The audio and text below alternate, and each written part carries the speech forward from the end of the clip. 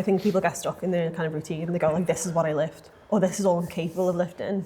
There is also a big thing of people worried about injuries, and obviously we all know that a lot of women are worried about getting bulky. That's a big factor of like, oh no, I don't need to lift anymore. And it's like, no, you could.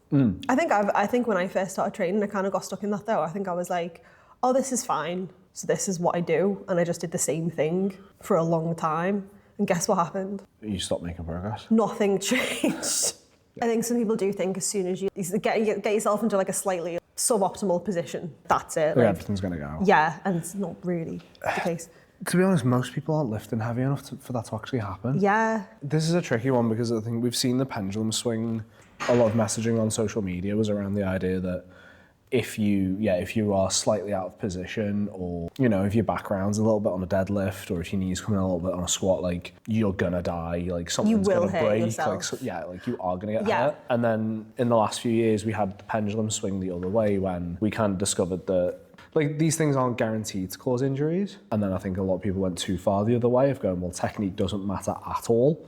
The reality is if you're very strong and you're lifting a lot of weight, if you get slightly pulled out of position, then the risk of injury does increase. If you're lifting a lot of weight. In that moment, yeah. It's one of those things where someone can be a regular at a gym and be like, oh, I train all the time, I do this. And then I'm like, oh, we could go a bit heavier. And they're like, oh no, I don't want to go heavier. Like it's gonna be an issue. And I have actually had people say, oh no, I don't want to go heavier. I don't want to hurt myself. It's like, why would you hurt yourself? Just from adding 5 kilos or something. The amount of weight going on the bar should be reasonable enough that nothing bad can happen. Yeah. I mean if you're suddenly increasing the weight by 20, 30, 40 kilos, okay, maybe that's a bit daft, but adding 2.5 to 5 kilos shouldn't cause a problem. Maybe spending too much time trying to figure stuff out through social media or trying to copy other lifters. One, you don't know like if what they're doing is actually correct. But two, they could have a completely different build to you. The way that like someone's squats might be completely different to what your squat will look like. And with any main lift, it is going to depend on your anatomy. And a lot of the time it's not understanding why someone might do something a certain way because of their proportions or what have you, and just trying to think, okay, well, this must be the right way if such a person's doing it, rather than trying to understand the principles behind why maybe they're doing it, and then applying those principles to their own body, their own training, their own experience level.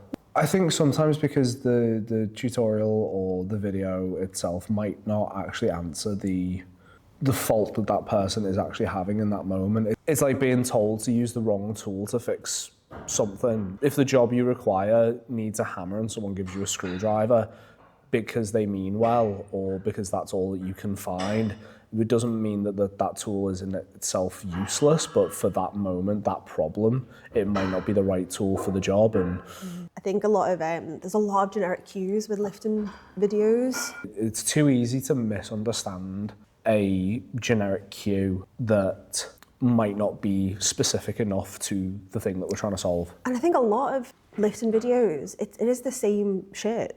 Well, I think part of the problem is a lot of people just regurgitate content without understanding it themselves. Yeah, but yeah, it is different, like doing something yourself and then being told, oh, just do this. I feel like it unlocks a lot when someone can do a really good RDL and they're holding back a little bit on the deadlifts. Apply what you're doing there to that, but as a deadlift. Yeah. And I think that really unlocks things for people, and they're like, oh. Well, yeah, or like people figuring out how to actually brace properly, or someone's not feeling great on bench press, and then they finally learn how to keep their back tight and keep their shoulders in position, and now suddenly they can press more. Just from that small change, and well, I'll say small change. It's quite a big change because it's hard to do.